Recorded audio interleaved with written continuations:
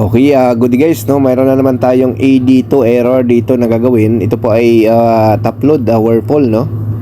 So, Merry Christmas, no? And advance Happy New Year sa ating lahat, no? Medyo busy kami ngayon, guys. Kaya bihira tayo makapag-upload ng video, no? Dami tayong schedule, no? Hindi kami nagkakaundag-aga sa schedule, guys. Kaya hindi tayo makapag-video na.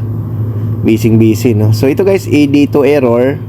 So, meron na tayong nailabas nito na unang vlog before na AD2. So, nagpalit tayo, guys, ng driver board, no? AD2. So ito guys, AD2, ang unang step din na gagawin namin dito is magpalit din kami ng driver board, no? So yun ang una nating gagawin, pagpalit tayo ng driver board, no? So tingnan natin kung same problem din ba ito, no? Kung driver board din ang problema, no? Kung lagi ba talagang driver board kapag AD2 error, no? So kasi nga doon sa mga previous vlog natin, yung AD2 error guys is driver board ang naging problema, no? So dito tingnan natin kung AD2 error, no? Ayan. So sa mga baguhan, no, huwag niyong kalimutan i-subscribe ng ating YouTube channel. Kung gusto niyong matuto ng mga repair, panoorin niyo lang guys yung mga video natin, no? Halos lahat naman na ilabas na natin, no? So kung ikaw ay nagsimula pa lang, panoorin mo lang yung mga video namin, no, para matutunan niyo, no? So ito, nandito sa ilalim yung driver board nito. So ito yung papalitan namin, no? Una, no? So may dala-dala kaming pamalit guys. Subukan natin palitan kung yun pa rin ang problema ng AD2 error, no? Kasi talaga guys, ang washing machine, no, napaka masilan or talagang mahirap i-trouble talaga yung mga washing machine, no? Lalo na ngayon, naglabasan na yung mga inverter, no? Medyo mahirap siya, no?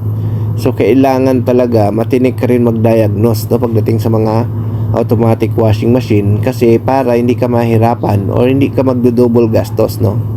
So isa sa number 1 talaga guys, kapag ikaw ay technician ng washing machine, dapat kailangan mo ng parts or meron kang pang test, no? So isa sa number 1 talaga na kailangan dyan, no? Kasi kung ikaw ay gagamit ka ng tester or minsan huhulaan mo kung anong problema, talagang mahirapan ka, no?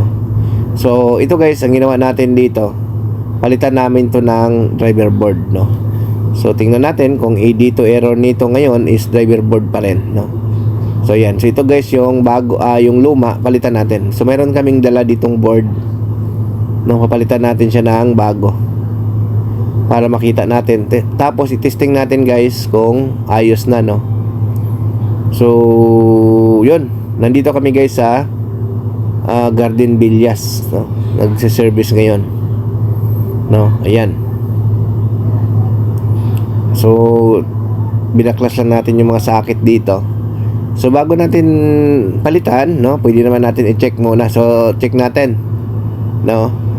Tingnan natin kung mayroong problema, no? So dito guys, check natin dito yung UBW or yung sa may IPM ng motor, no? Kailangan ang reading dyan is mega ohms or OL, no? Dapat equal, wala kang mabasa na kilo ohms, no? Sa tatlong terminal diyan sa IPM, no? Yung kung saan nakakonect yung terminal ng motor or yung sakit ng motor, dapat yung tatlong terminal na yan walang kilo ohms na marireading or ohms, dapat mega ohms lang or OL, same reading ang tatlo, no? So sa motor naman, pwede siyang i-test, no, yung motor, no?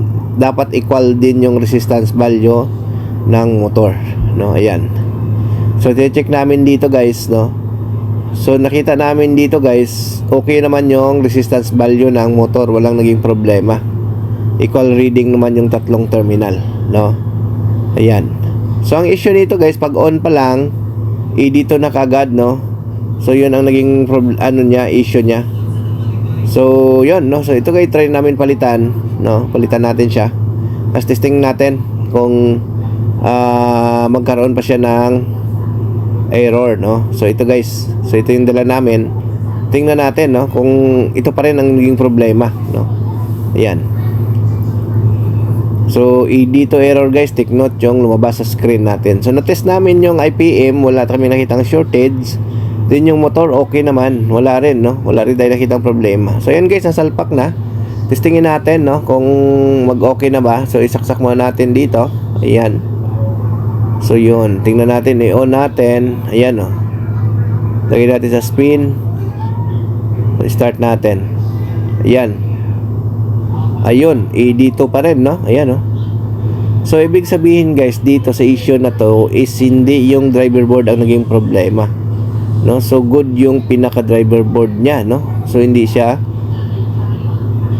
ang may problema. Ang may problema nito guys, yung kanyang control board, no? Yung nasa bandang kanan, yung maliit na board guys, yun ang may issue, no? So, dito guys, sa error ng AD to, no? Ito yung mahirap guys, no? Kasi nga, ito guys, pinalitan na natin, no? Pinalitan na natin siya ng control board, no? Yung maliit sa bandang kaliwa, bandang kanan, no? Hindi yung driver board, yung control board. So, ayan. So, kung mapansin nyo guys, hindi na siya nag-error, no? So, yun. So, ang naging issue naman nito is yung kanyang control board, no? Yung nagkaroon ng E dito. So, tandaan nyo na lang guys, no? Kapag ang Whirlpool na ganitong model, kapag nag-E dito, so, maaaring driver board ang problema or control board, no? So, ito yung pinakamahirap sa pagtutrouble, no? Ng washing machine. Kailangan mayroon ka talagang dalang pang test dito. No, tulad niyan guys, no? Sa mga previous vlog natin, yung E dito ay yung control board, yung driver board. So, ngayon naman guys, ang naging problema niya is yung control board. No? So, E dito, same error, no?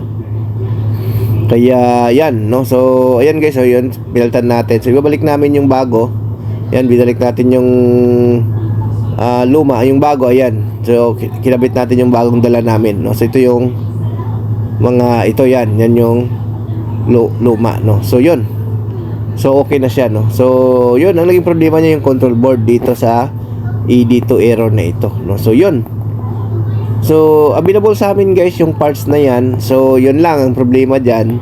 Pag nag-ED2 yung mga na-encounter nyo, so, kailangan nyong mag-try and error dyan, no? So, either yung driver board or yung control board ang kailangan yung palitan. Ayan. So, okay. Thank you. Bye-bye.